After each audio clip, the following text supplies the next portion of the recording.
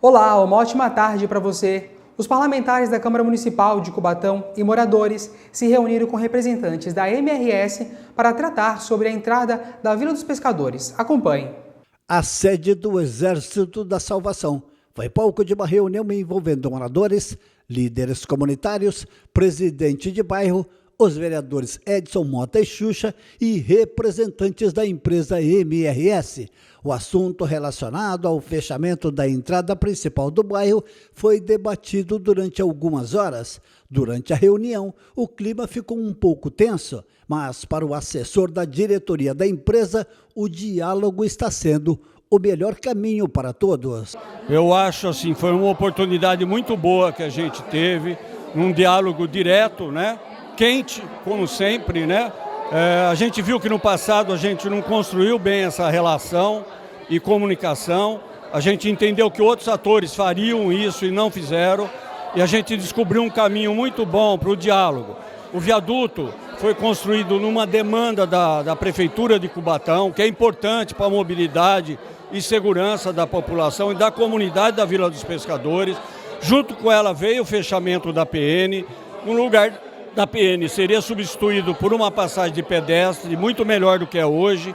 Já estamos vendo uma possibilidade que veio através da comunidade, uma demanda da construção de uma passarela para dar mais segurança também. Estamos estudando junto com o município, vamos estudar junto com a comunidade e assim, acho que no futuro podemos usar o viaduto, podemos fechar a PN de uma forma organizada e que atenda a comunidade com uma nova passarela e com outros pontos que a gente vai discutir junto à comunidade e à prefeitura, e eu acho que a gente vai encontrar um canal que vai ser bom para todo mundo.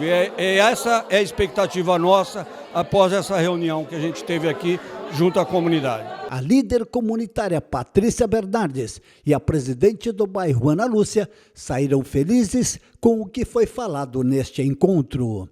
Na verdade, eu saio esperançosa, né, por eles ter ouvido o nosso chamado, porque tem 2 semanas para cá nós vem na luta, na frentona, pegando nomes, né, baixo-assinado, fazendo panfletagem, batendo em porta, falando com a comunidade, né, que o impacto que seria do fechamento da frentona. E a gente vinha cobrando a RMS muito, né, por não nos ouvir. E chegou esse dia.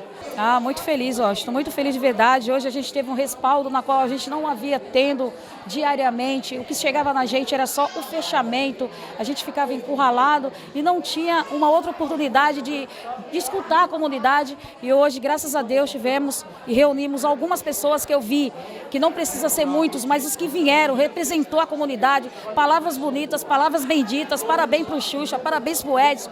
De verdade, a comunidade hoje mostrou a nossa força que a gente tem. Risco de incêndio, ambulância, comércio, entre outros assuntos foram debatidos e, se for preciso, uma comissão irá a Brasília discutir sobre o fechamento da entrada do bairro. Porém, os vereadores Edson Mota e Xuxa também saíram provisoriamente satisfeitos com o diálogo com os representantes da empresa MRS. Sim. Né? Hoje a gente saiu com um outro posicionamento da empresa, né? Algo que eles tinham na mente deles que é necessário fechar. Hoje eles escutando a comunidade, escutando os relatos das pessoas, tendo essa experiência, né, de vivenciar essa experiência com as pessoas, eles saem daqui com a certeza que tem que tomar um novo posicionamento. Né? O fechamento da entrada da vila não é o que deve acontecer. E a população toda participou. E isso é importante, mostra a força da comunidade. Não, vários segmentos aqui da nossa comunidade, assim como você disse, 2 vereadores, né, vários comerciantes, pessoas donas de casa, a comunidade em si, né, resolveu vir para entender o que está acontecendo de fato. Muito satisfeito, tivemos uma reunião muito produtiva hoje com a MRS, com os representantes, onde eles proporam para a gente que vão nos defender, nos ajudar, né? Inclusive nós estamos montando uma comissão para Brasília, junto com o César, que também está preocupado em não fechamento, né? Inclusive vamos marcar uma reunião junto com o ministro em Brasília, para que a gente consiga resolver essa situação de uma forma pacífica e que fique o direito de ir e vir dos moradores da Vila dos Pescadores. E a gente vai agora marcar algumas outras reuniões para que isso não seja concretizado, que é o fechamento da Frentona. Veja agora outros destaques do dia. Feira criativa alusiva ao Dia das Mães acontece no saguão da Prefeitura de Cubatão. Os cuidados para não cair em golpes ao comprar os presentes para sua mãe. Governo federal prevê reforma no setor elétrico. Os detalhes do mundo esportivo e a nossa previsão do tempo para o seu final de semana. Enfim, sexta-feira, fechamos mais uma semana. 9 de maio, o seu N1 está no ar.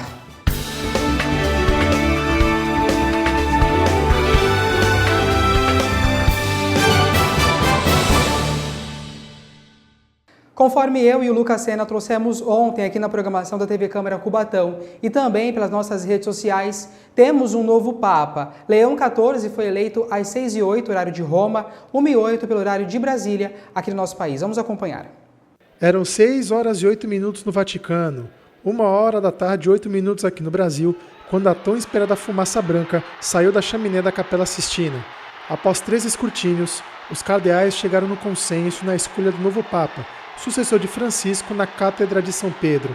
Dominique Mambert apareceu na sacada localizada na Basílica de São Pedro e disse a tão esperada frase: Habemus Papam. A expectativa estava sobre o cardeal da Guiné, Robert Sara, do cardeal filipino Luiz Antônio Tagli e o do cardeal italiano Pietro Parolin. Mas o novo pontífice foi um cardeal que estava entre as possibilidades, mas com poucas chances, Robert Francis Prevost, o primeiro norte-americano a ser o Papa e que escolheu o nome Leão XIV. Ele foi acolhido pelos fiéis que estavam na Praça de São Pedro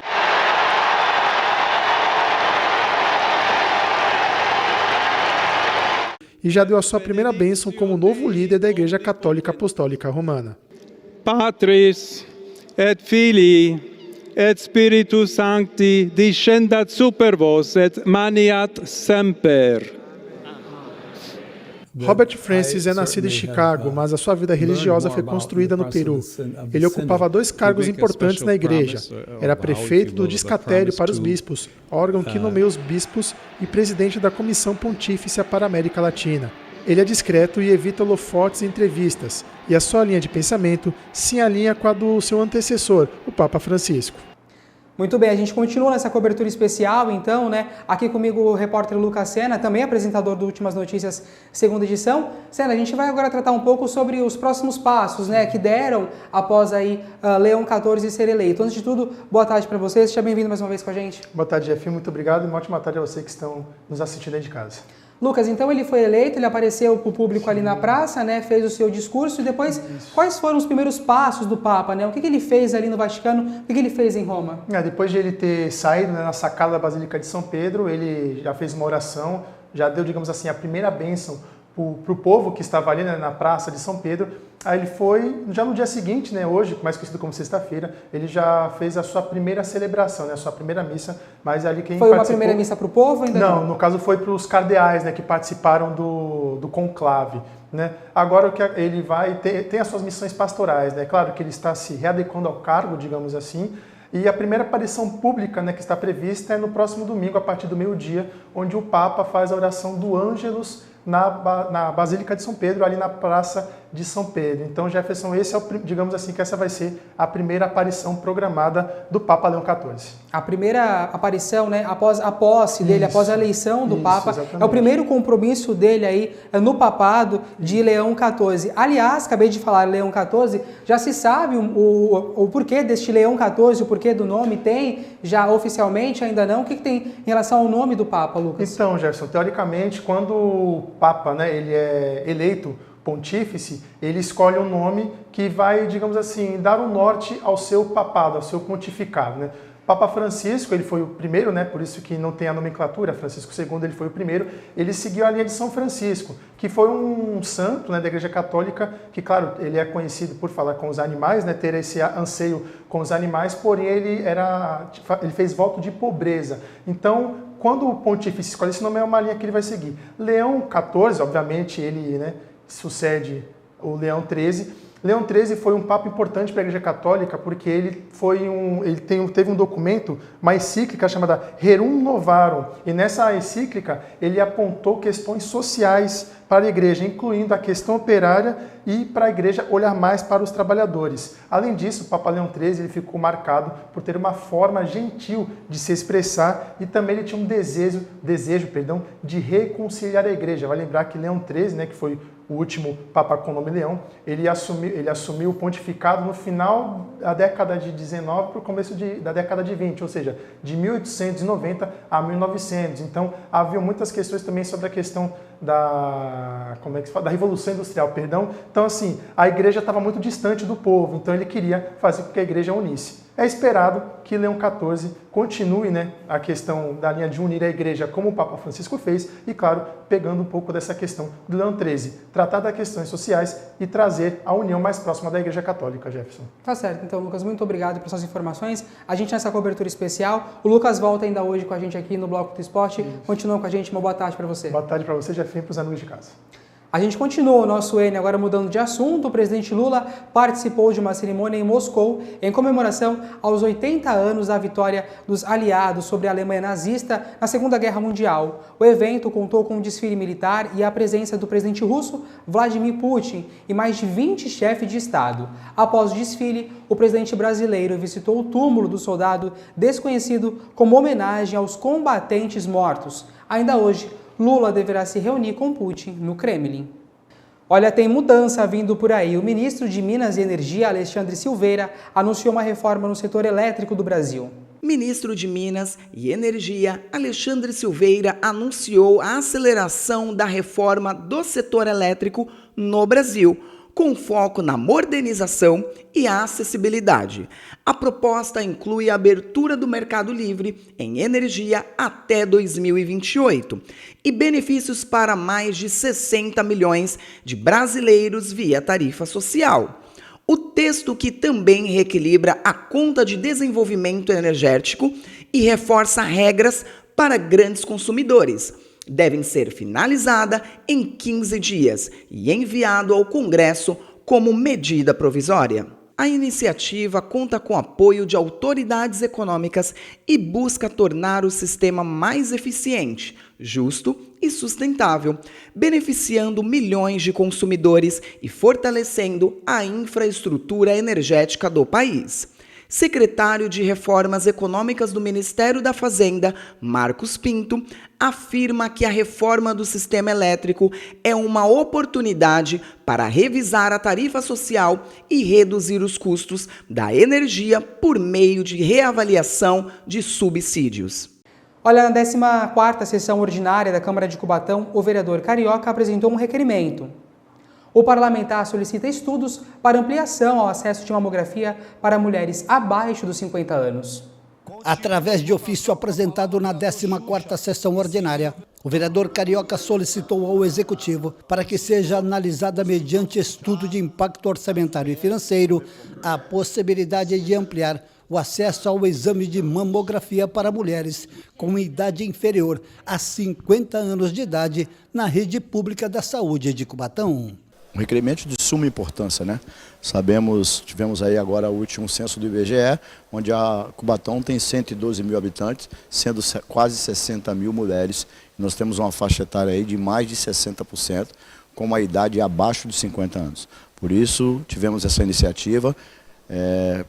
Temos certeza que o prefeito César vai atender o nosso pedido e a rede municipal começará a fazer aí o exame de mamografia com mulheres abaixo de 40 anos. Isso é uma questão de precaução, diagnosticar antes para poder evitar uma coisa pior no futuro.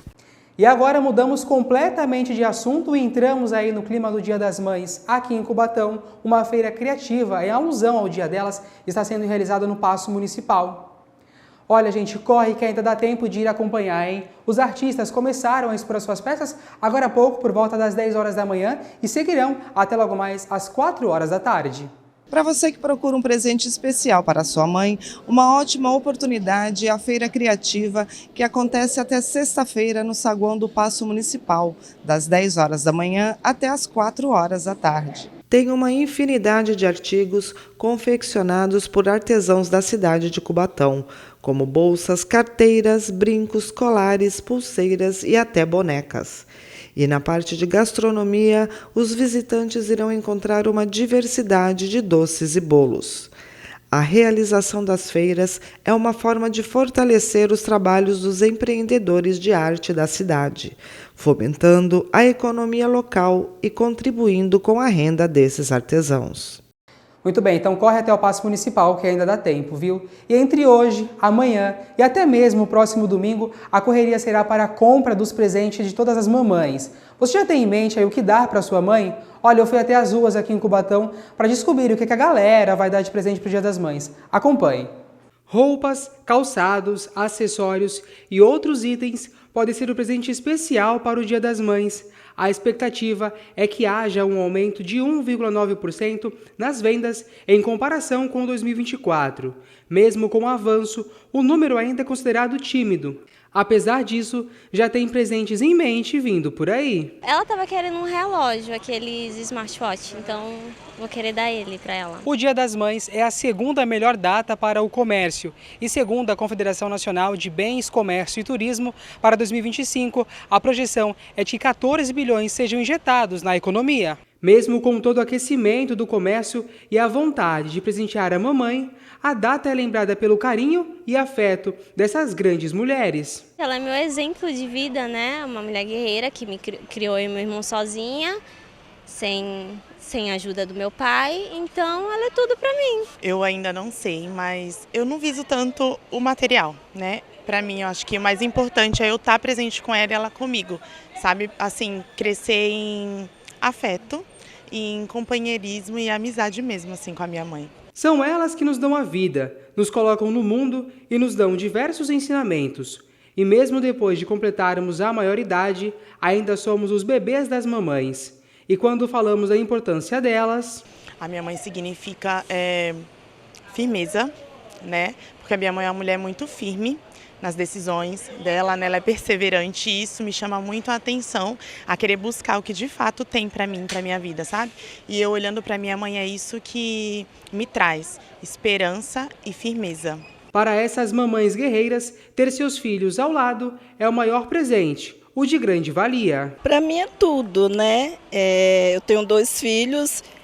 O outro não está aqui comigo, está fora, mas ela está, então para mim é muito importante, né? Porque ela é minha companheira de todos os dias, está sempre comigo e essa data é ainda mais importante. E ainda no assunto das mamães, gente, fica um alerta. Na correria, para deixar aquilo do presente tudo para a última hora, fique atento aos golpes da internet, que eles crescem, principalmente neste período de datas comemorativas.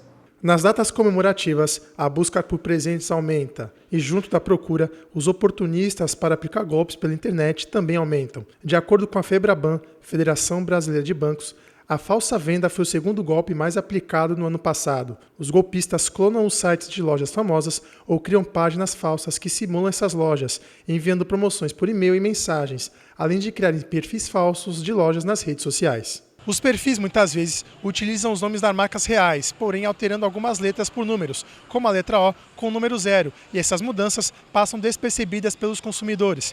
Além disso, nas publicações desses perfis, é possível encontrar vários comentários positivos das vendas, feitos por falsos compradores para enganar os consumidores. A FEBRABAN alerta que, ao comprar pela internet, é necessário que o consumidor fique atento com alguns detalhes, como as promoções de itens que, por exemplo, custam R$1.000, mas nesse site ou perfil aparece por R$300. Outro golpe utilizado é da maquininha, onde ele posiciona o aparelho de uma forma que o consumidor não consiga ver o valor, e assim ele coloca um preço totalmente diferente. Então, para que você não caia nesses golpes, aqui vão algumas dicas. Dê preferência aos sites conhecidos, avalie a reputação das páginas e verifique se ela tem um selo de autenticação. Tenha cuidado com os e-mails que tenham links. Desconfie de empresas que peçam pagamentos antecipados. Se você puder, utilize o cartão virtual.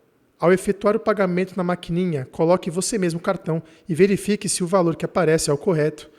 E se for pagar via Pix, pague dentro da loja. Se for via QR Code, confira os dados da loja e do pagamento. Muito bem, aproveita então a reportagem ali dos presentes, o alerta que o Lucas acabou de trazer para golpes, para desejar um feliz Dia das Mães para minha mamãe. Tudo de bom para você, viu, mãe? Te amo. Um beijo. Mudamos de assunto para falar que contribuintes que desejam receber a restituição do imposto de renda do primeiro lote, previsto para 31 de maio, têm até hoje para entregar a sua declaração. Porém, a entrega, gente, não garante o recebimento do dinheiro para quem não faz parte dos grupos prioritários, que inclui aí idosos e também deficientes físicos. Depois do intervalo, dia D de vacinação contra a gripe, que pretende aí o governo vacinar 80 milhões de pessoas e, claro, Cubatão está dentro. Amanhã também é dia de vacinação aqui na cidade. Teremos ainda o Bloco do Esporte com o Lucas Sena, que volta com a gente, e a previsão do tempo para o final de semana. Para você, TV Câmara Cubatão, nas redes sociais, pelo YouTube, Instagram e Facebook. Não sai daí, voltamos já.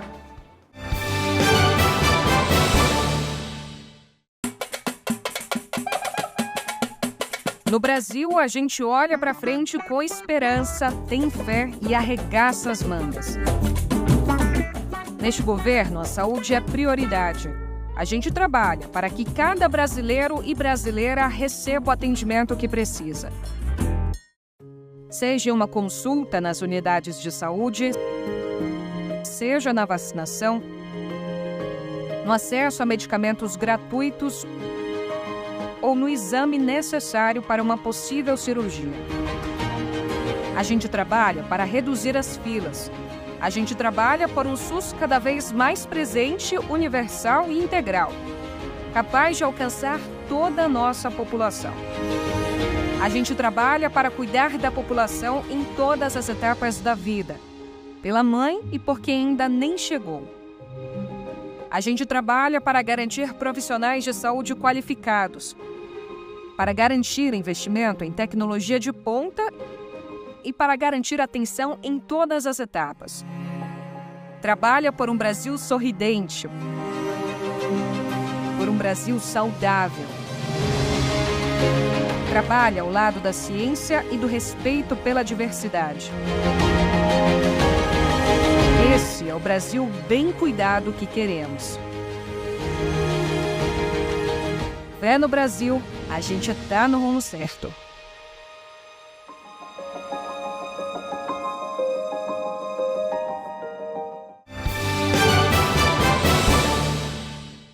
E estamos de volta com o CN1 para você. O governo federal realizará amanhã o dia D de vacinação contra a gripe, como antecipamos ontem por aqui. A meta é vacinar mais de 80 milhões de pessoas. Isso significa uma abrangência de 90% do público-alvo. As vacinas estarão disponíveis em unidades básicas de saúde e postos itinerantes, que serão montadas em algumas regiões específicas, e aqui em Cubatão não será diferente. Confira só. Para quem quer colocar a caderneta de vacinação em dia, uma ótima oportunidade é o dia D da vacinação contra a gripe. A campanha também inclui a multivacinação e estarão disponíveis as vacinas de rotina do Programa Nacional de Imunizações. Neste dia, as 15 unidades de saúde da cidade ficarão abertas das 9 horas da manhã até as 4 horas da tarde, para atender crianças, adultos, idosos, gestantes, pessoas com doenças crônicas e profissionais da saúde. Caminhoneiros, pessoas privadas de liberdade, profissionais de força de segurança e salvamento também podem receber a dose do imunizante. A vacina é a forma mais eficaz de se proteger contra doenças graves e é essencial para a manutenção da saúde do ser humano desde o seu nascimento. E o Lucas Sena vai voltar com a gente agora para falar de esporte por aqui. Vamos juntos então falar de esporte. O Lucas Sena vem para cá, agora mais descontraído. Mais leve, tranquilo, solto. Exatamente, mas para falar agora de esporte, né? Porque teve clássico aí, né? Choca Rei, Palmeiras e São Paulo, é isso? Choque Rei, eu falei Choca Rei, olha só. Choque Rei, Palmeiras e São Paulo, Lucas. É isso, Jefinho. 5h30 da tarde, lá na Arena Barueri, Palmeiras e São Paulo se enfrentam. Expectativa de casa cheia, mais de 26 mil ingressos foram vendidos para esse confronto que vai ser realizado no domingo às 5h30 da tarde. O Palmeiras está tranquilo, vem de vitória da Libertadores e vai enfrentar o São Paulo, que na Libertadores está muito bem, mas no Campeonato Brasileiro está ali na 10ª colocação. Está invicto, mas não sabe o que é vencer. Sabe o que é vencer, mas só teve uma vitória nesse campeonato.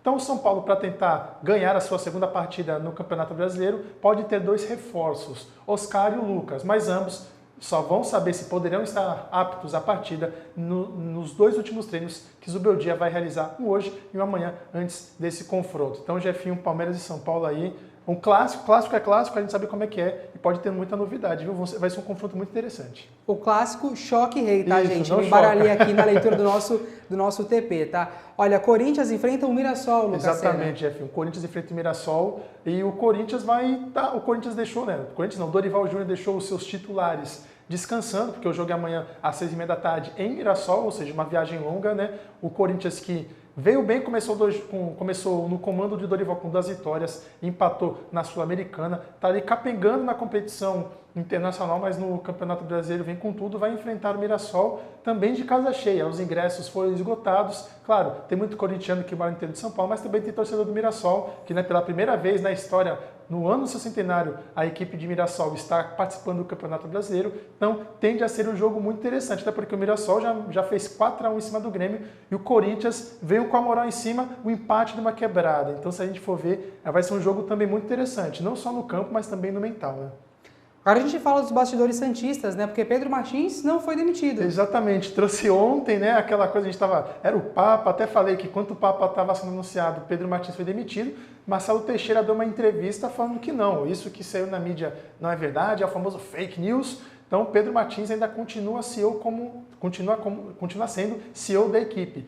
Mesmo com uma forte pressão interna, como eu disse ontem, ele fez uma forte coletiva dizendo que o Santos, se ficar no saudosismo, vai falir. Então, depois dessa coletiva, ele trouxe muitas verdades, digamos assim, e os torcedores não gostaram, muito menos o CG. O que resume é, Pedro Martins continua como CEO e o Santos vai encarar o Ceará, confirmadíssimo, no Allianz Parque. A única coisa que falta é a diretoria santista anunciar quando vai ser vendidos os ingressos, viu, Jefinho?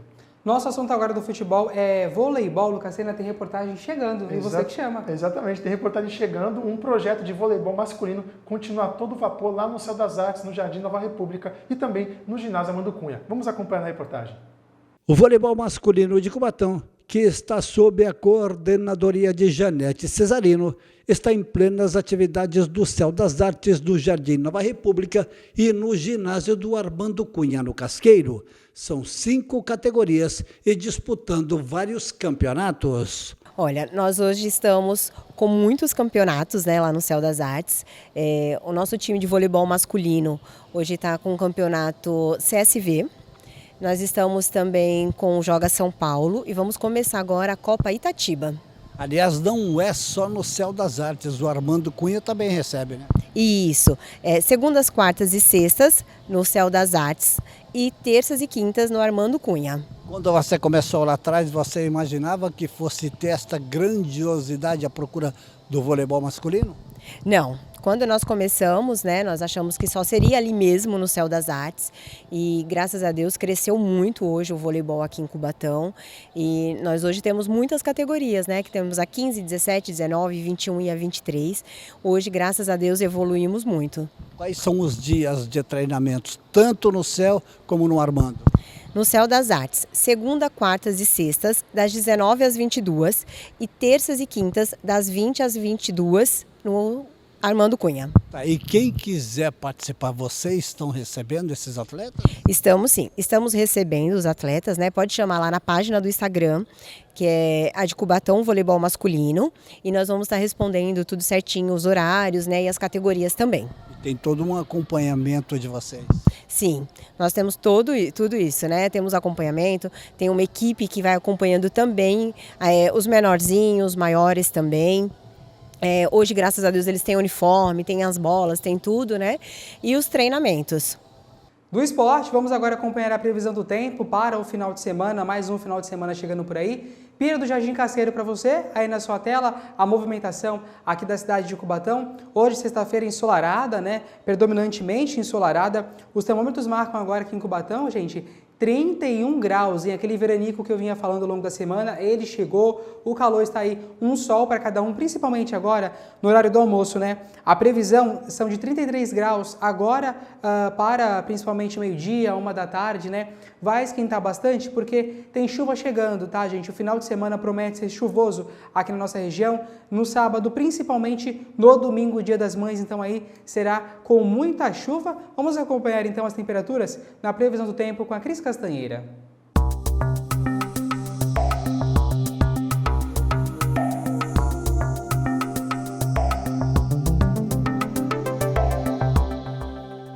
O sábado amanhece com sol entre nuvens, com previsão de chuva no final da tarde e à noite. As temperaturas têm leve queda, com mínima marcando 19 e máxima 27 graus. Os ventos são moderados durante todos os períodos e a umidade relativa do ar tem variação entre 67% e 100%. O domingo amanhece com chuva.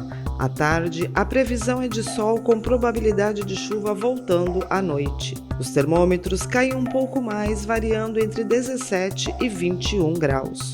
Venta leve durante todo o dia e a umidade relativa do ar fica entre 69% e 100%.